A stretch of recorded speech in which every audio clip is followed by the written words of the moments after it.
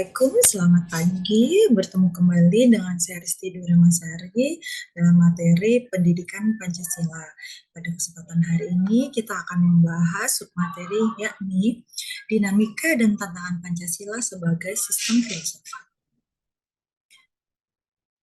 Dinamika Pancasila sebagai sistem filsafat kita akan lihat dari berbagai era, terutama era kepemimpinan beberapa presiden yang ada di Indonesia. Yang pertama adalah pada era Soekarno. Pada era pemerintahan Soekarno, Pancasila sebagai sistem filsafat dikenal dengan istilah filosofi Sekronslag. Gagasan tersebut merupakan perenungan filosofis Pak Karno atas rencananya berdirinya negara Indonesia Merdeka. Sebagai kita tahu, pada pemerintahan Soekarno adalah dari awal Indonesia merdeka. Artinya adalah cikal bakal atau pertamanya muncul bangsa Indonesia, pertamanya memerlukan dasar dan falsafah negara. Ide tersebut dimaksudkan sebagai dasar kerohanian bagi penyelenggaraan kehidupan bernegara. Ide tersebut ternyata mendapat sambutan yang positif dari berbagai kalangan, terutama dalam sidang BPUPKI pertama, persisnya pada tanggal 1 Juni 1945. Namun, ide tentang filosofi Greenslag belum diuraikan secara rinci, lebih merupakan ade geopolitik untuk menarik perhatian anggota sidang dan bersifat teoritis. Artinya, filosofi filsafat Pancasila pada saat itu hanya berupa pemikiran-pemikiran yang belum diuraikan secara rinci, hanya beberapa ide-ide saja yang baru diutarakan oleh Pak Karno pada saat itu. Yang kedua, pada era Soeharto. Pada era Soeharto, kedudukan Pancasila sebagai sistem filsafat berkembang ke arah yang lebih praktis. Dalam hal ini, istilah yang tepat adalah Weltanschauung. Artinya, filsafat Pancasila tidak hanya bertujuan mencari kebenaran dan kebijaksanaan, tapi juga digunakan sebagai pedoman hidup sehari-hari.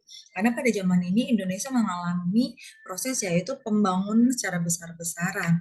Jadi, ciri bangsa Indonesia, kedudukan Pancasila memang sudah kokoh, lebih dikedepankan dalam kehidupan sehari-hari. Bahkan, Soeharto mengembangkan sistem filsafat Pancasila menjadi penataran P4 yang menjadi kurikulum wajib di sekolah-sekolah pada saat itu. Bahkan ada pendidikan khusus untuk tenaga-tenaga pengajar atau guru dalam hal penataran P4. Yang ketiga, pada era reformasi. Pada era reformasi, Pancasila sebagai sistem filsafat kurang terdengar resonansinya.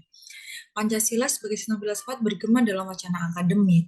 Karena pada sistem reformasi, seperti semua orang ingin mengungkapkan keinginannya, mengungkapkan pendapatnya, ide-idenya semua kalangan dari berbagai macam daerah, berbagai macam kalangan mendapat kesempatan untuk mengungkapkan ide-ide yang dimiliki atau keinginan yang ingin dicapai. Akhirnya Pancasila sebagai sistem filsafat kurang terdengar. Pancasila sebagai sistem filsafat pada zaman reformasi hanya terdengar di wacana akademik, hanya pada dalam kurikulum pelajaran tertentu. Bahkan ada beberapa kurikulum yang hanya di perguruan tinggi saja. Tantangan Pancasila sebagai sistem filsafat. Pertama, kapitalisme. Merupakan aliran yang meyakini bahwa kebebasan individual pemilik modal untuk mengembangkan usahanya dalam rangka meraih keuntungan sebesar-besarnya merupakan upaya untuk mensejahterakan masyarakat. Dalam hal ini, sistem kapitalisme ini hanya menguntungkan beberapa pihak saja yang pastinya yang memiliki modal besar dalam pengembangan usaha. Tidak terfikirkan untuk para pengusaha-pengusaha kecil, karena terjadi sistem monopoli dalam sistem kapitalisme ini. Yang kedua, komunisme. Nah, komunisme adalah sebuah paham yang muncul sebagai reaksi atas perkembangan kapitalisme sebagai produk masyarakat liberal. Komunisme merupakan aliran yang meyakini bahwa kepemilikan modal asing oleh negara untuk kemakmuran secara merata. Artinya ini hanyalah semua kepemilikan itu untuk bersama, untuk kesejahteraan bersama. Siapapun pemiliknya dilaksanakan dan dipakai untuk kesejahteraan bersama dengan tujuan untuk kemakmuran bersama, tapi dikuasai oleh negara. Esensi atau hakikat Pancasila sebagai sistem filsafat.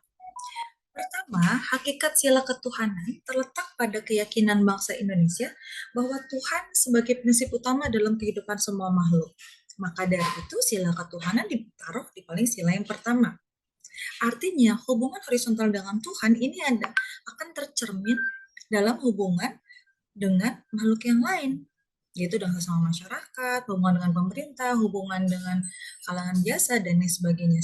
Sehingganya, keyakinan Mas Indonesia bahwa Tuhan sebagai prinsip utama menjadi dalam kehidupan semua makhluk.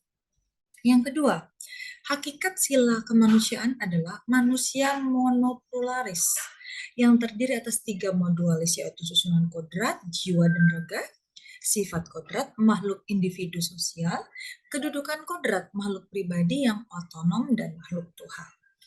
Untuk yang ketiga, hakikat sila persatuan terkait dengan semangat kebangsaan. Rasa kebangsaan terwujud dalam bentuk cinta tanah air yang dibedakan dalam 3 jenis, yaitu cinta tanah air real, cinta tanah air formal, dan tanah air mental. Artinya, ketiga bentuk kecintaan tanah air adalah perwujudan bentuk kita terhadap kepemilikan tanah air ini. Dan semua dalam semangat kebangsaan, yaitu sila persatuan. Persatuan Indonesia ada di sila ketiga.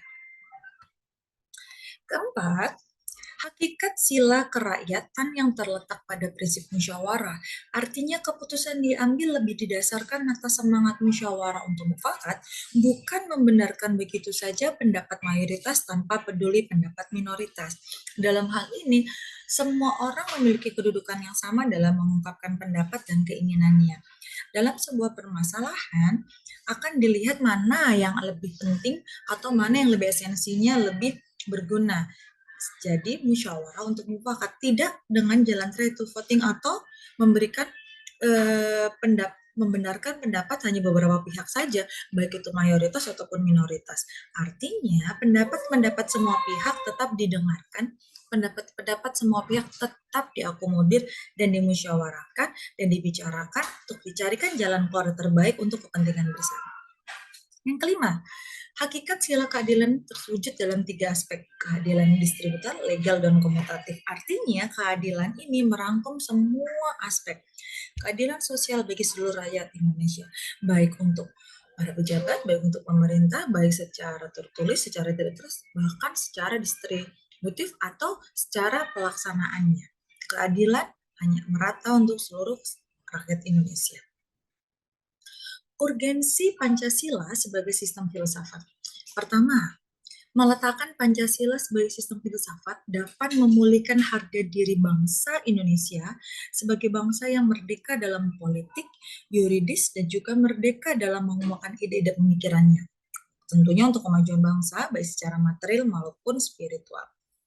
Kedua, Pancasila sebagai sistem filsafat membangun alam pemikiran yang berakar dari nilai-nilai budaya bangsa Indonesia sendiri, sehingga mampu dalam menghadapi berbagai ideologi dunia, liberalisme, kapitalisme, komunisme, dan yang lain sebagainya.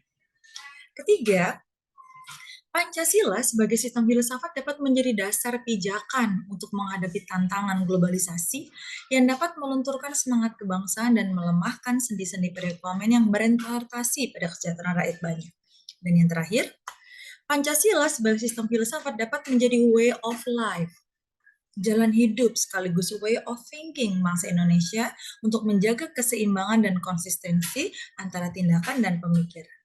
Jalan hidup dan jalan pikiran. Artinya, semua sejalan dengan pikiran, ide-ide bangsa, kemauan konsisten antara tindakan dan pemikiran. Diwujudkan dalam tindakan-tindakan diinginkan dalam hati dan pikiran. Sekian, terima kasih banyak atas pertemuan hari ini terhadap urgensi filsafat Pancasila sebagai falsafah negara. Kita bertemu lagi di kesempatan berikutnya. Semoga yang disampaikan bermanfaat. Saya undur diri, maaf bila ada salah. Saya akhiri. Wassalamualaikum warahmatullahi wabarakatuh. Selamat pagi.